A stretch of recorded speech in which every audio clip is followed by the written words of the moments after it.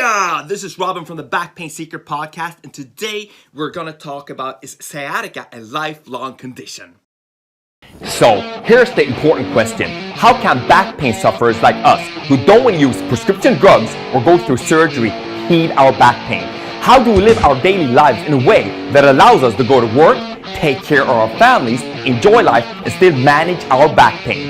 That is the question, and this podcast will give you the answer. My name is Robin Wakeham, and welcome to Back Pain Secrets. Welcome back, guys. So today we're going to talk about is sciatica a lifelong condition, okay? And as always, I have today's story. And today's story is about Tara, is a patient that I treated a year back. Tara is 31 years old. She's female and she lives in the UK. I was treating her over my Skype call. I do Skype calls with patients all over the world, and she was one of them. So she's a dancer, Tara, okay? And she usually dances 4 to 5 times a week, and she's been doing this consistently for like 20 years, okay? That's that's just her identity. She identifies herself as a dancer, okay? 2 years back, she was doing some exercise, some twists in the dance, and she felt like radiation, like someone basically put a knife in her back, you know. And since then she has had recurring episodes of sciatica and lower back pain, okay? Comes and goes. And a year back, she had an MRI, and the MRI showed she had a slip disc on level L5S1, okay? So she has a condition. It's in black and white, you know, but she's doing her dancing and she's trying to just live life, you know. But whenever she's twisting and turning it, and also most times when she's doing the dancing, the pain increases, you know. So internally, guys, Tara was freaking out, okay? Because she could dance, but whenever she did dance, the pain increased, okay? And the dance, like I told you before, was the only thing that really felt her. She used dance to release stress. She used dance to meet people. She used dance to make her body strong, okay? And all of these things is not accomplished anymore because she can't do the dance. When she dances, she's not doing it the way she wants to do, you know? So she's really stressed inside.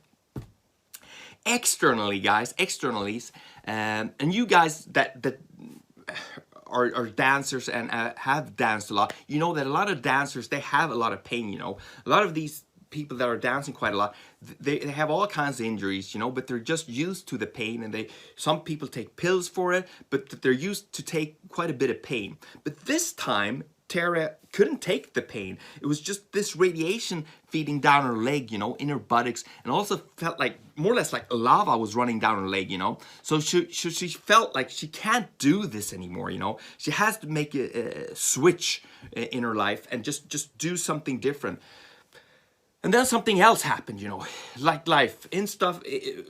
Always when in life, usually when something bad happens, there's always like 2 or 3 things more that happen in a row. Okay, so that's a good life lesson that I've taken to heart and teach everyone, you know. Especially when something bad happens, there's always 1 or 2 things that happen just after that. So be prepared for that, guys. Anyway, the stuff that happened to Tara was that Tara had an office job, and she had like this sitting and standing desk, and she had like kind of free work hours and stuff. So the work wasn't really putting too much strain on her back. But what happened was that the company needed to downsize, so she got laid off. Okay, she got laid off, and she was panicking because she needed to make money, right?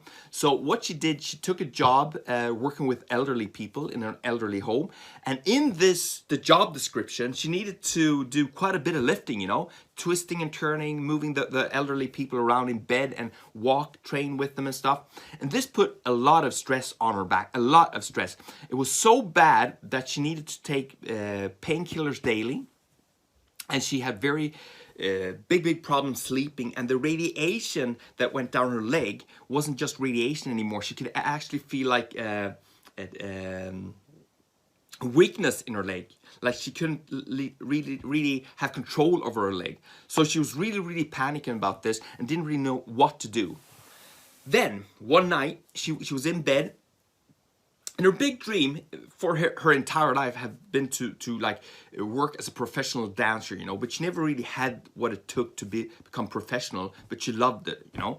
So the next best thing was to become a dance teacher, you know, and that she had that thought for a few years, but she never really got her ass to do it, you know. She just like postponed everything, you know. I'll do that someday, I'll do that someday. So she woke up in the middle of the night and she had this epiphany. She just said, I need to become a dance teacher, you know. I need to do this now. I'm 31 years old. If I don't do it now, it's never going to happen, you know. And she had this back pain and she was very, very frightened, you know, but she felt like she needed to do this for herself. So the next morning, what she did, she went to the bank. She took out all of her savings, you know. It wasn't a lot, but it was a few £1,000s there. So she took out all of her money and she applied to this dance teacher school, you know. So she paid all the money in and she put an ad into the paper to get in a roommate as well to reduce her costs, okay? And this was a big move for her, you know, because even if she's doing the dance teaching stuff, you know, her back at the moment was in bad shape, you know. Even though if she took the course, it wasn't really 100% sure that she was going to be able to teach, to work as a teacher, as a dance teacher, because you have to show moves and stuff as well, you know. So she's taking a big chance. So the achievement Tara has made right now, okay, is, and this is like the life lesson in here, you know. Tara was under a lot of stress, you know, before this, and it got worse when she got fired from her work, okay? But in order for Tara to have a chance to have the life she wanted to reduce her pain and work with something she wanted to, she put on more stress, you know. She took out all of her money, all of the security from the bank she had. She took that out, okay? And she applied it to a course, a dance teaching course, and the back was so bad that she didn't really know if she could work as a dance teacher, but she just did it, you know. She also took in a roommate, and she made big changes in her life, and she put a lot of extra stress in her life.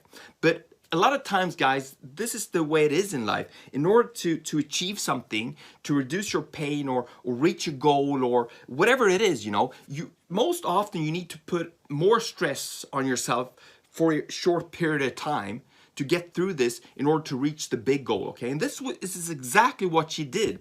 But if you're there now, if you're listening to this and you have back pain, you have sciatica, you don't really know what to do, you know. Or let me rephrase that. You know what you need to do internally. You know it in your heart and in your head, you know, but you're afraid. You're afraid of the change you need to do, the changes, the economics of it, what your friends are going to think about you, you know, your pain level, all of that. That's fear, okay? And that's very normal. But eventually, you're going to need to do what you know is right for you, okay? To make this change, okay? And if you fail, that's fine, but you've tried it, okay? So I'm going to give you permission, guys, if you're listening to this. If you're on the edge of, you know the stuff that you need to do, but you're hesitating, okay? You're afraid. I give you permission, just do it, okay? Just do it, and if it fails, make the corrections afterwards, okay? That's the life lesson here. So anyway, the transformation Tara has done now, it's been like, I don't know, like 3-4 months. I talked to her the last time, and for the last 3-4 months, the pain in her lower back and the radiation has reduced with 50%. She's working right now 50% as a dance teacher for kids, and she's loving it, okay? And the back is holding up, so that's good. And she's also took on another job, 50% as a meter maid, you know, one of these people that walk around giving other or cars tickets when they parked in the wrong spot, you know. And that's an excellent job for you, man. Anyone that has pain or back pain or sciatica or need to move around, walk around, that's an excellent job, you know. You just have to make sure that people don't scream too much at you, you know, because it's kind of hectic that way. But just from an ergonomic work environment, if you have back pain, that's an excellent job.